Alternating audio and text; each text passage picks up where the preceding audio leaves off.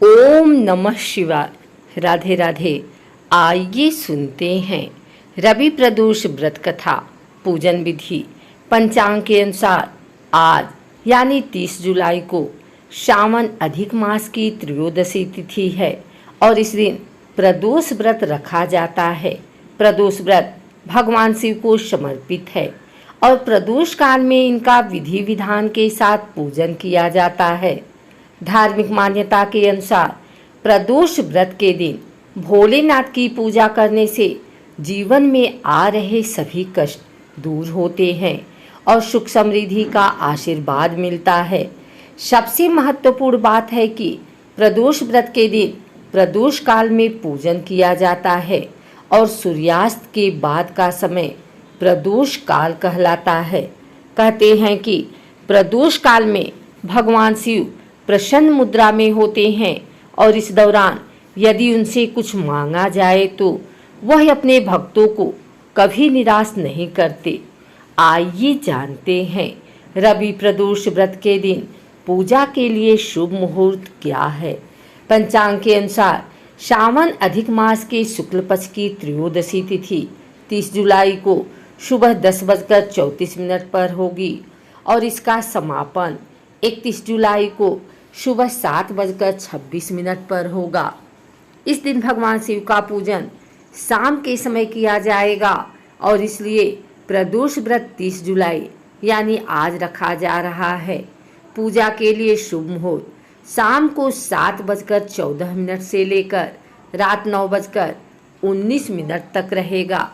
अधिक मास में आने वाले इस प्रदोष व्रत के दिन कई शुभ योग भी बन रहे हैं और इस दौरान भोलेनाथ का पूजन करने से वह प्रसन्न होते हैं। पंचांग के अनुसार प्रदोष व्रत के दिन इंद्र योग, सर्वार्थ सिद्धि योग और रवि योग बन रहे हैं। रवि प्रदोष व्रत के दिन सुबह जल्दी उठकर स्नान आदि करें और स्वच्छ वस्त्र पहनें। इसके बाद हाथ में जल लेकर व्रत का संकल्प करें। फिर मंदिर को स्वच्छ करें और मंदिर समेत पूरे घर में गंगा जल का छिड़काव करें। भगवान शिव को तिलक करें और धूप दीप जलाएं। यदि संभव हो तो इस दिन सुबह मंदिर में जाकर भोलेनाथ का जलाभिषेक करें। इसके बाद दिन भर व्रत रखें और शाम को प्रदोष काल में भोलेनाथ का पूजन शुरू करें। भोलेनाथ को फूल व फल अर्पित करें और धूप दीप प्रज्वलित करें। साथ साथ माता पार्वती का भी पूजन करें। फिर प्रदोष व्रत कथा सुने, आरती करें। कहते हैं कि प्रदोष व्रत की पूजा करने से घर में सुख समृद्धि आती है। आइए सुनते हैं प्रदोष व्रत कथा।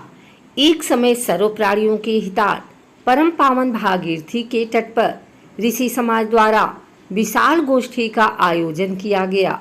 विज्ञ महर्षियों की एकत्रित सभा में व्यास जी के परम शिष्य पुराणवेत्ता सूत जी महाराज हरि कीर्तन करते हुए पधारे।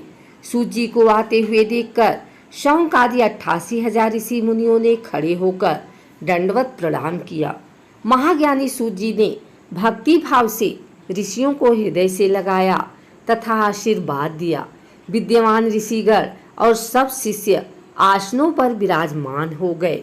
मुनिगण विनीत भाव से पूछने लगे कि हे परम दयालु, कलिकाल में शंकर की भक्ति किस आराधना द्वारा प्राप्त होगी, हम लोगों को बताने की कृपा कीजिए, क्योंकि कलयुग के सर्व प्राणी पाप कर्म में रत रहकर वेद शास्त्रों से विमुख रहेंगे। दीनजन अनेकों संकटों से त्रस्त रहेंगे। हे मुनि श्रेष्ठ, कलिकाल में सत्कर्म की ओर किसी की रुचि नहीं होगी।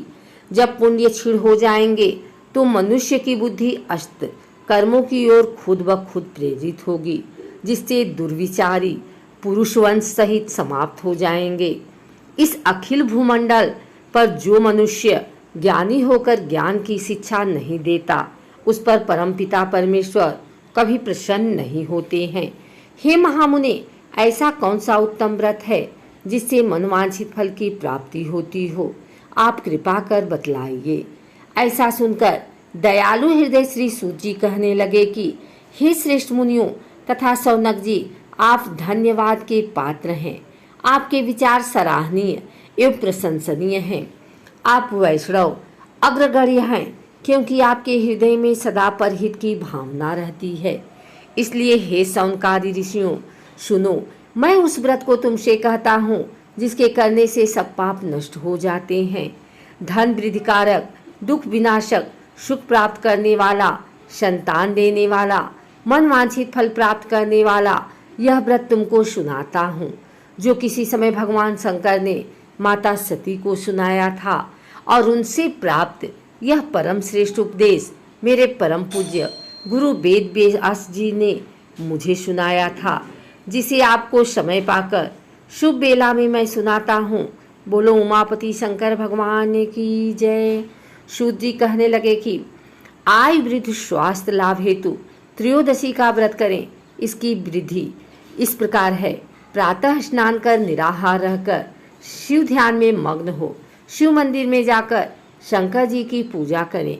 पूजा के पश्चात अर्धपुण्य त्रिपुंड का तिलक धारण करें, बेलपत्र चढ़ावें, धूप दीप अक्षत से पूजा करें, ऋतुफल चढ़ावें तथा ओम नमः शिवाय मंत्र का रुद्राज की माला से जाप करें। ब्राह्मणों को भोजन कर सामर्थ्य अनुसार दक्षिणा दें। तत्पश्चात मौन व्रत धारण करें। व्रती को सत्य वचन बोलना आवश्यक है। हवन और आहुति भी देनी चाहिए। ओम ह्रीम क्लीम नमः शिवाय स्वाहा मंत्र से आहुति दें। इससे अभिष्ट फल की प्राप्ति होती है। व्रती को पृथ्वी पर शयन करना चाहिए। दिन में एक बार ही भोजन करें, इससे सर्व कार्य सिद्ध होते हैं। श्रावण मास में तो इसका विशेष महत्व है। यह सर्वमुख धन, आरोग्यता देने वाला एवं सब मनोरथों को पूर्ण करने वाला व्रत है। सौनकादि ऋषि बोले, हे पूज्यवर महामते, आपने यह व्रत परम गोपनीय, मंगलप्रद, कष्ट निवारक बतलाया है। कृपया यह बताने का कष्ट करें कि यह व्रत सबसे पहले किसने किया और उसे क्या फल प्राप्त हुआ। श्री शिव जी बोले, हे विचारवान ज्ञानियों, आप शिव के परम भक्त हैं। आपकी भक्ति को देखकर मैं व्रती मनुष्यों की कथा कहता हूँ, ध्यान से सुनो। एक गांव में अति दीन ब्राह्मण निवास करता था। उसकी साध्वी स्त्री प्रदोष व्रत किया करती थी। उसे एक ही पुत्र रत्न था। एक समय की बात है, वह पुत्र गंगा स्नान करने के लिए गया। दुर्भाग्यवश मार्ग में चोरों ने उसे घेर लिया और वे कहने लगे कि हम तुम्हें मारेंगे, नहीं तो तुम अपने पिता के गुप्त धन के बारे में हमें बतला दो। बालक दीन भाव से कहने लगा कि बंधुओं, हम अत्यंत दुखी दीन हैं, हमारे पास धन कहाँ है। तब चोरों ने कहा, तेरे इस पोटली में क्या बधा है। बालक ने निसंकोच कहा, मेरी माँ ने मेरे लिए रोटियां दी हैं। यह सुनकर चोरों ने अपने साथियों से कहा, साथियों, यह बहुत ही दीन दुखी मनुष्य है, अतः हम किसी और को लूटेंगे। इतना कहकर चोरों ने उस बालक को जाने दिया। बालक वहां से चलते हुए एक नगर में पहुंचा। नगर के पास एक बरगद का पेड़ था। वह बालक उसी बरगद के वृक्ष की छाया में सो गया। उसी समय उस नगर के सिपाही चोरों को खोजते हुए उस बरगद के वृक्ष के पास पहुंचे और बालक को चोर समझकर बंदी बना राजा के पास ले गए। राजा ने उसे कारावास में बंद करने का आदेश दिया। ब्राह्मणी का लड़का जब घर नहीं लौटा तब उसे अपने पुत्र की बड़ी चिंता हुई। अगले दिन प्रदोष व्रत था। ब्राह्मणी ने प्रदोष व्रत किया और भगवान शंकर से मन ही मन अपने पुत्र के कुशलता की प्रार्थना करने लगी। भगवान शंकर ने उस ब्राह्मणी की प्रार्थना स्वीकार कर ली। उसी रात भगवान शंकर ने उस राजा को स्वप्न में आदेश दिया कि वह बालक चोर नहीं है, उसे प्रातः काल छोड़ दे, अन्यथा उसका सारा राज्य वैभव नष्ट हो जाएगा। प्रातः काल राजा ने शिव जी की आज्ञा अनुसार उस बालक को कारावास से मुक्त कर दिया। बालक ने अपनी सारी कहानी राजा को सुनाई। सारा वृतांत सुनकर राजा ने अपने सिपाहियों को उस बालक के घर भेजा और उसके माता पिता को राज दरबार में बुलाया। उसके माता पिता बहुत ही भयभीत थे। राजा ने उन्हें भयभीत देखकर कहा, आप भयभीत न हो, आपका बालक निर्दोष है।